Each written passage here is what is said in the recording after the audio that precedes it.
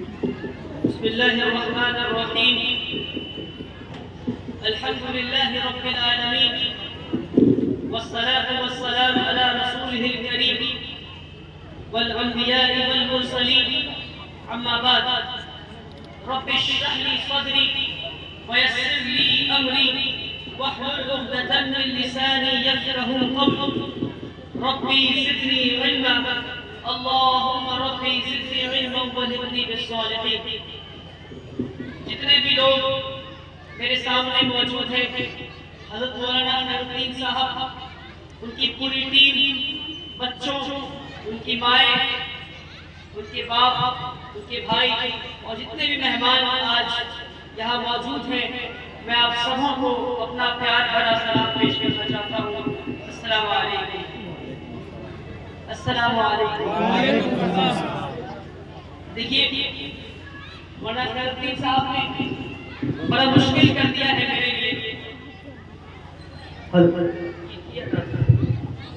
الگ آ رہی ہے، اس کی آواز الگ آ رہی ہے. دیکھیے، میں مولانا نورالدین صاحب سے ابھی میں یہ ذکر کر رہا تھا کہ مغرب کی نماز میں مسجد میں پڑھا اور پڑھنے کے بعد نہ جانے میرے اندر ایک عجیب و غریب کیفیت پیدا ہو گئی کہ میں مسجد سے اٹھنا نہیں چاہ رہا تھا. تو میں بیٹھے بیٹھے مولانا نورالدین صاحب سے پوچھ رہا تھا کہ مجھے جاننا ہے کہ مسجد کیسے بنے گی، کس خلوص کے ساتھ اس مسجد کو بنایا گیا ہے. یہ خاص قسم کی روحانیت مجھے اس مسجد میں محسوس ہو رہی ہے. اور جب سے میں اس ادارے میں آیا ہوں اور جن جن لوگوں سے مل رہا ہوں، مجھے ایسے ہی محسوس ہو رہی ہے کہ کتنی محنت اور قربانی کے ساتھ لوگوں نے اس کام کو یہاں تک پہنچایا ہے. اور مولانا نورالدین صاحب نے میرے لیے بہت مشکل کر دیا ہے. جتنی تعریفوں کا پل باندھا ہے انہوں نے، اس کے بعد مجھے سنبھلنے میں شاید تھوڑا وقت لگے گا، کیونکہ انسان کو خود پتہ ہوتا ہے کہ انسان کی کیا اوقات ہے.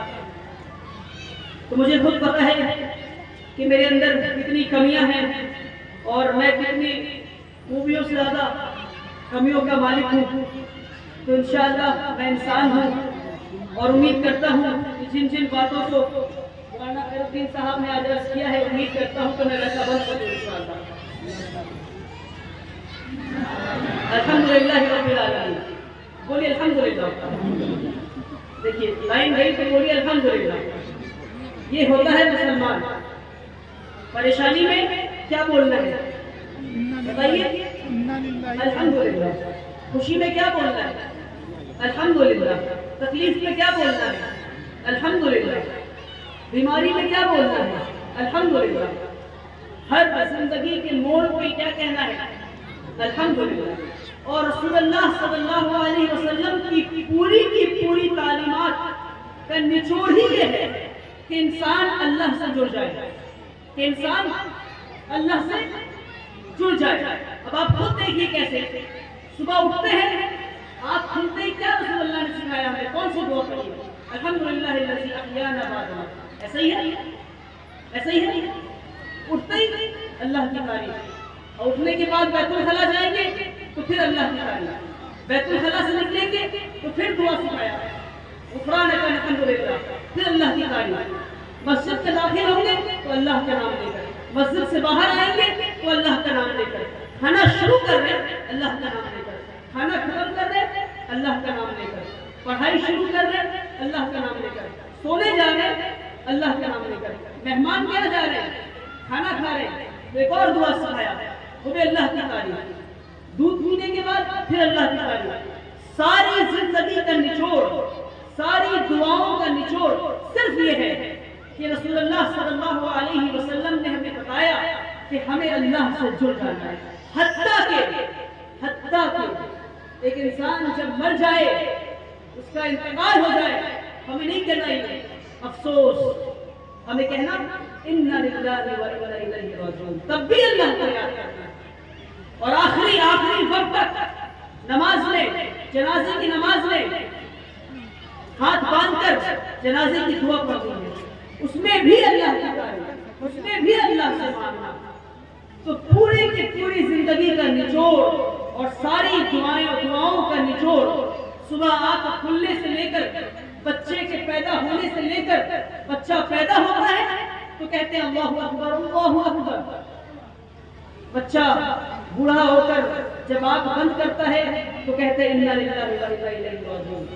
پیدا ہونے سے لے کر انتقال تک رسول اللہ نے ہمیں سکھایا کہ ہماری زندگی کا نچوڑ صرف یہ ہے کہ ہمیں اللہ کی طرف آگے بڑھنا ہے انشاءاللہ۔ اب ہمیں اپنے اندر جھانک کر دیکھنا ہے کہ ہمارے دلوں میں اللہ کی کتنی جگہ ہے، کہ کیا ہم اللہ سے محبت کرتے ہیں، کیا ہم اللہ سے محبت کرتے ہیں؟ بلکہ قرآن کی آیت ہے یا ایھا الانسان ما غرک بربک الکریم، کہ انسان، اللہ قرآن میں کہتا ہے انسان تم نے مجھے کیوں بھلا دیا؟ اور رسول اللہ صلی اللہ علیہ وسلم نے فرمایا کہ اللہ سبحانہ و تعالی ہم سے، ہماری ماں سے 70 گنا زیادہ محبت کرتے ہیں۔ اب تصور کریں وہ اللہ درد کے ساتھ قرآن میں لوگوں سے کہہ رہا ہے کہ تم مجھ سے کیوں دور چلے گئے، کس چیز نے تمہیں مجھ سے دور کر دیا، کس چیز نے تمہیں مجھ سے دور کر دیا؟ اللہ قرآن میں کہتا ہے فاذکرونی اذکرکم، تم مجھے یاد کرو میں تمہیں یاد کروں گا، تم مجھے یاد کرو میں تمہیں یاد کروں گا۔ اور قرآن کی ہر آیت یہ اللہ کا وعدہ ہے، قرآن کی ہر آیت یہ اللہ کا وعدہ ہے۔ تو اللہ یہ وعدہ کر رہا ہے ہر انسان سے، ہر ایک انسان سے، ہر انسان جو یہاں پہ موجود ہے، میں اور آپ سب، اللہ ہم سب سے یہ وعدہ کر رہا ہے، ایک ایک انسان سے وعدہ کر رہا ہے۔ ایسا محسوس کریں کہ اللہ آپ سے بات کر رہا ہے، اللہ مجھ سے بات کر رہا ہے اور کہہ رہا ہے تم مجھے یاد کر کے تو دیکھو، پھر میں تجھے یاد کروں گا، پھر میں تجھے یاد کروں گا۔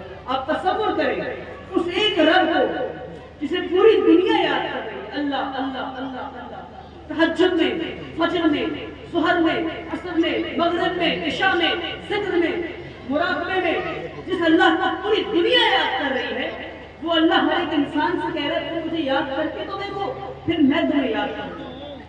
کتنا وہ خوبصورت منظر ہوگا کہ اللہ ہمیں یاد کر رہا ہے، کہ ہم اللہ کے نوٹس میں ہیں، اللہ کو یہ معلوم ہے کہ ہم اللہ کو یاد کر رہے ہیں۔ اور پھر ہمارا دین اس بات پہ مکمل نہیں ہوتا کہ صرف ہم اللہ سے محبت کریں، بلکہ ہمارا دین اس بات پہ مکمل ہوتا ہے کہ ہم اپنی زندگی میں اللہ کے بعد کسی سے سب سے زیادہ محبت کریں تو وہ رسول اللہ صلی اللہ علیہ وسلم سے کریں۔ اور کیا رسول اللہ صلی اللہ علیہ وسلم نے اپنے آپ سے محبت کا کوئی معیار طے کیا ہے؟ کیا انہوں نے بتایا ہے کہ مجھ سے کتنی محبت کرو؟ بتائیے، کیا بتایا ہے؟ جی ہاں بتایا ہے۔ رسول اللہ صلی اللہ علیہ وسلم نے فرمایا تم میں سے کوئی بھی کامل ایمان والا تب تک نہیں ہو سکتا جب تک تم اپنے باپ ماں سے زیادہ، بھائی بہن سے